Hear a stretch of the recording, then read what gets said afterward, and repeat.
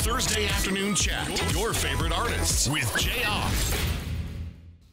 Ladies and gentlemen, if you could please put your hands together unless you're driving for my dear friend Josh from the Afters. How are you? I'm good. Dude, it is good to see you. It's good to see you too. You're Mr. World Traveler. Travel a little bit. Whatever you're doing, I think other bands need to learn from, because you are in Norway, Spain, Italy. How are you funding all of this? And how do I get in? Some offshore bank accounts. It works. Somehow the numbers work out, and we get to keep doing it. I don't know. It's pretty amazing. But we do travel the world a lot. This year we've already been in Portugal. We were in Scotland. We were in the middle of the outback back in Australia. We were in Norway. Been all over the place. And in a couple weeks we're going to be in Belgium and the UK. All Afters related? All Afters related. Okay. That's all for shows. And because you work at a church as well. I do. I'm involved in my home church.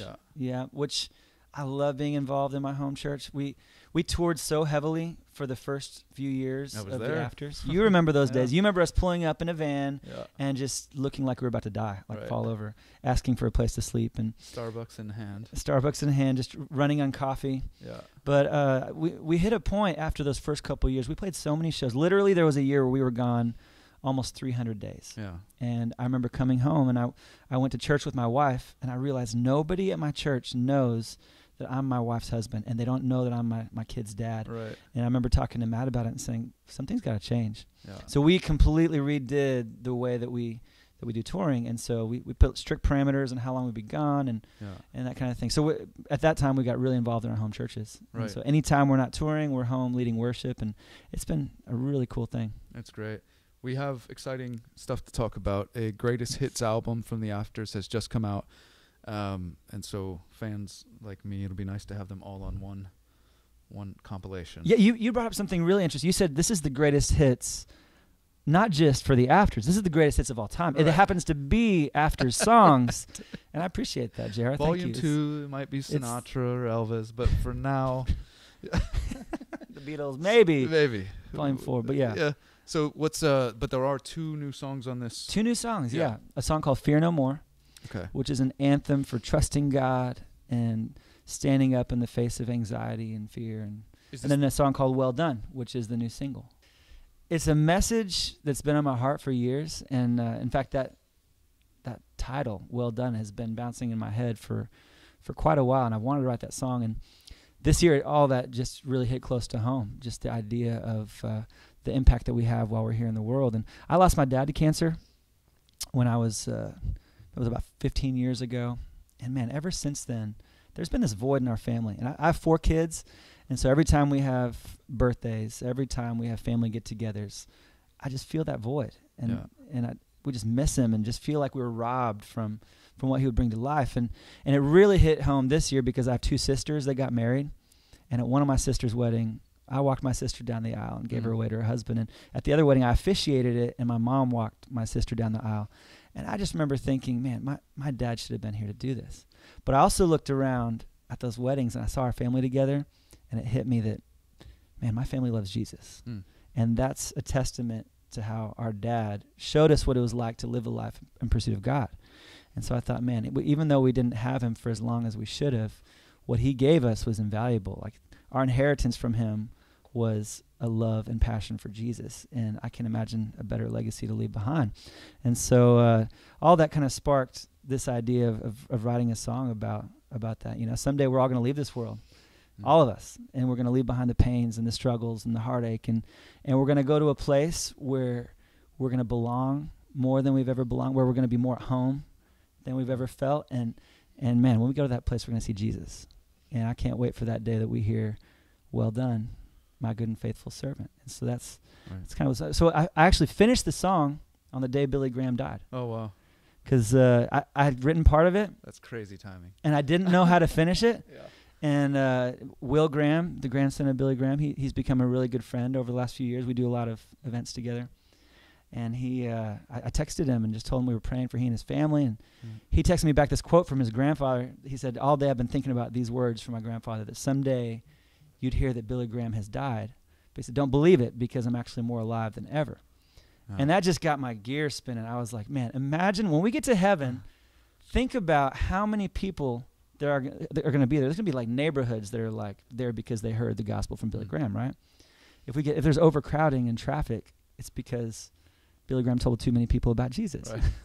But I thought, man, that's the kind of person I want to be, a person who can't shut up about Jesus. You know, you've been doing this since you were younger, but 65-year-old Josh. Everybody always talks about the bad parts of getting old. Yeah. But what is one thing about 65, besides discount at Denny's, 65-year-old Josh, what are you looking forward to, and will it be music related? Oh, that's a great question. This ain't my first rodeo, Josh. Yeah, no, I like that's good, Jayar. You know, I feel like the older I get, the more I realize that the things that stressed me out when I was younger, the things that I worried about, don't matter a whole lot. And I feel like I've been more and more convicted to invest in things like family time and intentional friend time. And I'm somebody, I can get really busy in life, and the way my personality is, I can fill my life up with so many things and planning future things, and life can get pretty chaotic. And for me, I feel like I've had to learn to slow down a little bit, because life happens right now. Like, this is real life, and all the cool stuff happens in a moment. And so for me, it's been realizing I need to slow down and see what God is doing right here, and really invest in friendships and family time, and because that's the stuff that that's matters. what you'll be doing. So I feel like 65, I'm going to be playing with the grandkids, dude. I can't wait for that. And I talk to grandparents all the time who are like, you thought having kids was good? Being a grandparent is the best, because you get to do all the fun things. You even do things that you would have never done with your kids. Yeah. You take them out for all the junk food, and then you give them back to the parents and say, have fun with that. So I don't know. I feel like that'll be. Will it be easy to get away from music at that age? I feel like that's going to be hard, and I don't know if I'll ever be able to do that. Like I don't. It's such a part of my DNA that I feel like in some form I'll always do music. I mean, you can't help but think about it. Someday there's a time when your career changes. And that's hard to think about, because I love what I do so much. You know, I feel like the luckiest person in the world. Every day I get to wake up and go play shows and travel the world and do music. Like, it's the best. Oh, I'm jealous. Yes. You have the best. You have an amazing. Like, you're living the dream. Yeah, but I stay in one spot. You need to come out on the road with us again. Which I was just talking to somebody. I did that. It was a long time ago. Yeah, that was about. You're overdue. 13 years ago, I would go on the bus with you guys in Building 429, Toby Mac, and would show up in a new city every day. Yeah. And I would do my show while you're sound checking. Yeah. And I'm due for one. You know what you should come out for? We're launching a vlogging series. Yeah. Around the world with the Afters. And so I'm such a travel nut. Like, I love learning about all the places we go to. Yeah. In fact, the guys call me the tour guide. Like, all my bandmates call me the tour guide, because wherever we go, I find out everything about it. Right. I want to know the best places to go get coffee, best restaurants, all the sights to see. I want to be an expert about that place when we leave. And so when we go, I already have the itinerary. I know where we're going. And so I've noticed that when we feature those things, people like check them out. And so like we were in San Francisco and featured this amazing Chinese place. And I had people telling me we planned our trip around being able to go and experience that place. And so we're going to bring some video guys out and start doing these vlogs where we're going to show you all the places that we're going and teach you about these places. And you get to experience them with us and show you some of our favorite things. And my next question is, what is tougher, parenting 4 children or writing a number 1? Oh, that is a great question. You're full of good questions today. You know, I stayed at a Holiday Inn last night. I got to say, parenting, I mean, is the tougher. Yeah. Because the stakes are so high. I mean, you write a song that's not a hit, you can write another song, but you only get one shot to raise your kids. Yeah. And I feel like being a parent, it's given me a lot more empathy for my parents and understanding I look back now at some things from my childhood, I'm like, wow, it all makes so much sense.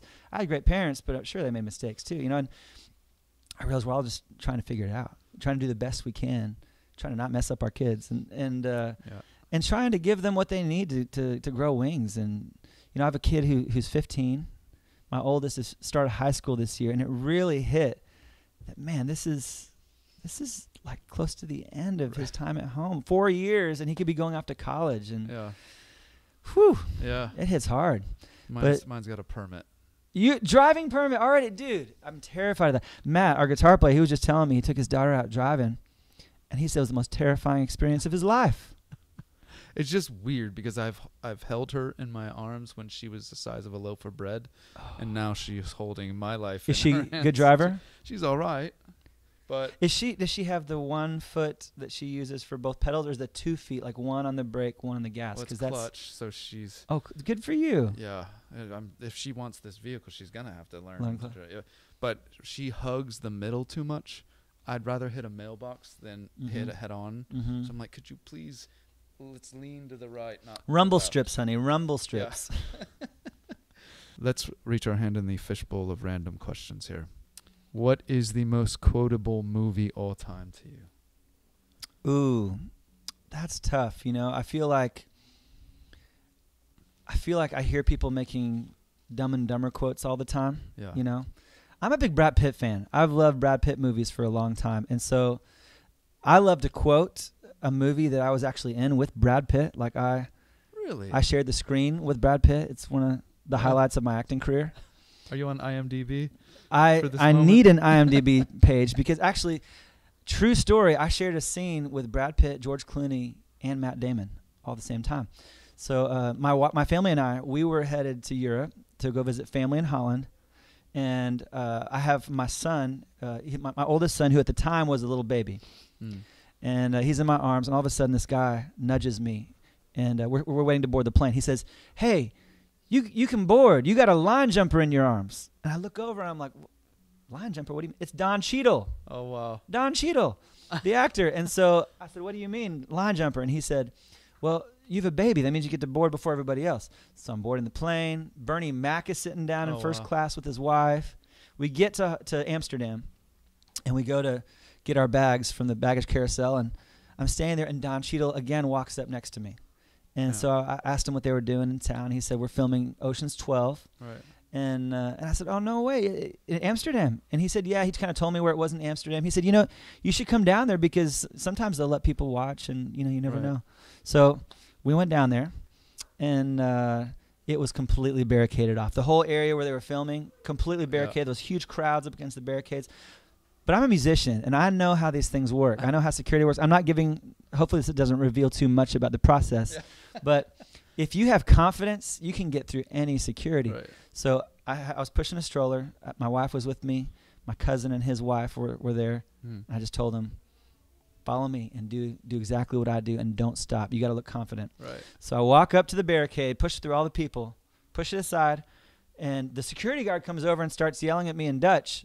Yeah. And I was like, "It's okay. Don Cheadle told us about this." Totally true. Yeah. Don Cheadle told us about this. We're just going to go over here. And we just kept going. And he didn't stop us. So we sit down on a bench on the canal, and all of a sudden we hear action. And right across from us, the door opens up. And out walks Brad Pitt, George Clooney, Matt Damon. And they filmed this scene. They probably filmed it 25 times. And we're sitting here on this bench, and I told my wife, I said, "Nobody's going to believe this happened." So I took my little camcorder out, and I propped it up in the stroller, and I filmed every single scene. So the one, it's the scene, if you've seen the movie, it's the scene where the soccer players are boarding a bus, and the guys dress up like soccer players to sneak on the bus, and they put the little guy into the suitcase. Yeah. The gymnast guy. And so he's all scrunched up in there, and they sneak onto the bus. And there's one scene where he drops the suitcase, and I remember we said, "That's probably the one they're going to use." And sure enough, it was. Wow. But we noticed that like all the people behind us, there were extras, and they'd go back to their place. And there was another guy sitting on the bench, and he leaned over and he said, "You're in the scene, but if you don't make any disruptions, they'll probably let you stay."